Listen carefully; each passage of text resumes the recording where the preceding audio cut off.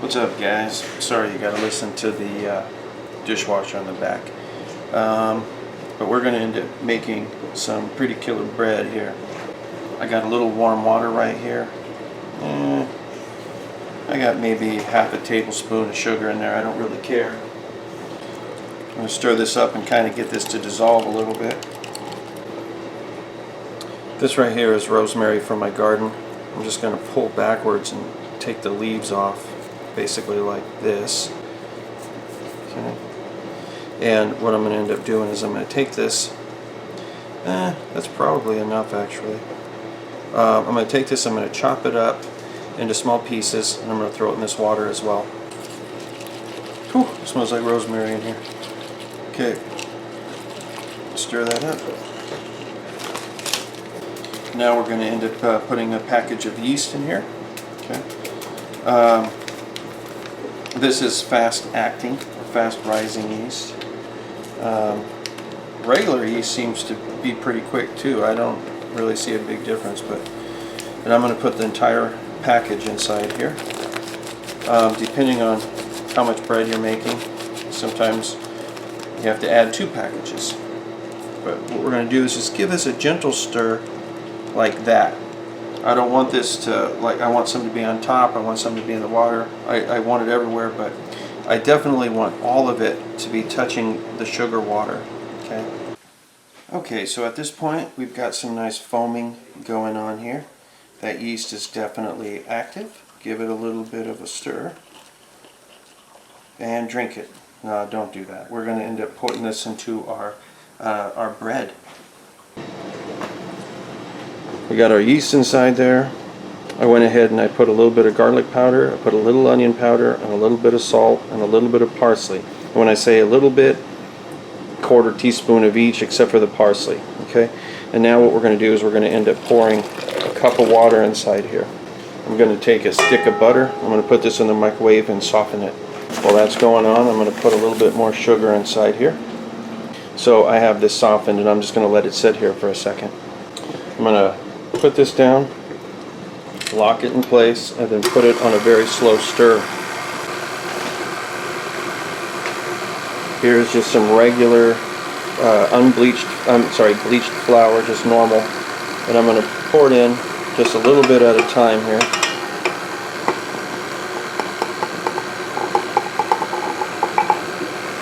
On low, so it doesn't go all over the place.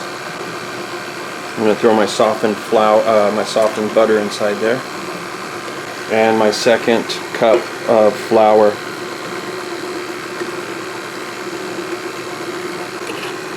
What we're going to do is we're going to go ahead and let this kind of keep mixing, and we want this to basically turn into a ball of dough.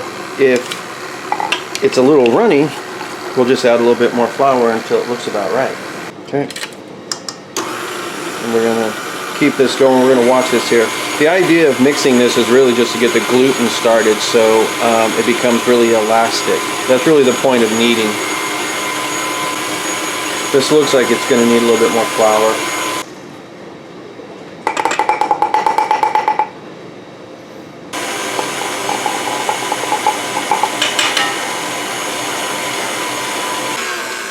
You'll know when the gluten starts building up because when you pull it out, it'll kind of want to stick. You'll see that it's not really there yet. I'm going to put a little bit more flour in here. I think that's probably enough, maybe. I'm also going to end up pushing down the sides here.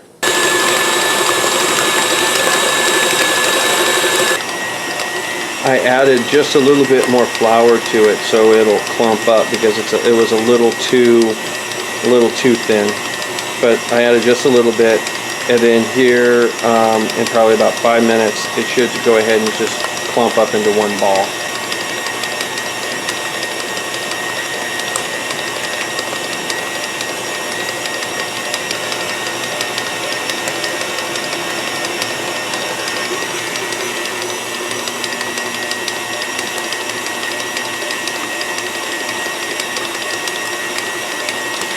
This right here is actually about what I'm looking for. Sometimes you want it to be a little bit stronger of a dough ball, where it's like definitely more condensed. But you see that, you know, by lifting this up, there's a lot of stretch to this. The more you mix it, the more gluten you're going to build up. And we need that gluten so that way it basically will make nice little like air balloons inside the bread. And you know, this isn't really sticking to my fingers too bad, so I'm going to say that that's good. We'll go ahead and remove this. And now what we're going to do is we're going to put a piece of saran wrap over the top of that. Some people will put oil on the sides. I'm not even going to bother. And what we're going to be doing now is what is called proofing. Not poofing, but proofing. And this is where the yeast gets to go ahead and kind of munch down on things. That gluten is going to end up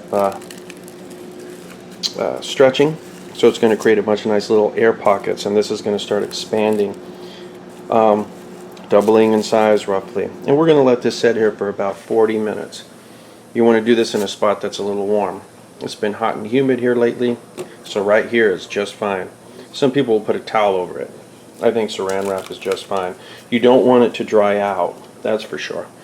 But we'll be back in about 40 minutes, then we'll take it to the next step. So it's been about 40 minutes or so, and if you look at it, it's puffed up. Okay, so this is what's known as poofing. I'm sorry, poofing. I just told you not to call it that. Now I'm calling it. It's called proofing. And then so what you do is you kind of pound this down, and if you want to, you can go ahead and let it proof up again. But what we're going to do is we're going to cut this in half, and then we're going to put this on a baking sheet, and we're going to cover it again, and we're going to let it proof up again. And basically when we cut this, we want this to be like two balls. So right here we have our dough, and it hasn't proofed the second time yet, but I've kind of got it in a ball here. And what I'm going to do is I'm going to take a little bit of salt. You can use rock salt for this, or kosher salt if you want, but I'm going to put it across the top, and then we're going to put a little bit more rosemary on this. So the rock salt and everything, you have, if you're going to be using like the iodized like I did, be very careful with how much you use. The rock salt, you can get away with a little bit more. But we're going to throw saran wrap back on this, and once again, warm spot, let it set for maybe an hour until it proofs up again, and we should be good. So we've had it proof up for maybe about 45 minutes or so, and you can say we got two big loaves here. And just for the sake of making it a little bit different, I'm going to go ahead and pop a couple of slices here on top. Not worried really about the thing collapsing a little bit. And now I'm going to be putting this in a 375 degree oven for about 15 to 20 minutes. And I pretty much go by the way it looks. Okay, and basically it looks like two big biscuits. Actually, it smells like a really good pizza dough, honestly. Let's grab a knife that can cut this. Hunter, do you want to come in and try a piece of this bread? Yeah, hold up. Ooh, that's hot. Let me grab a paper towel. Crunchy on the outside. I'm hoping the bottom didn't burn.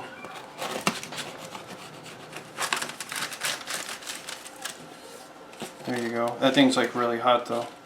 Yeah, alright. Give me that. Thank you.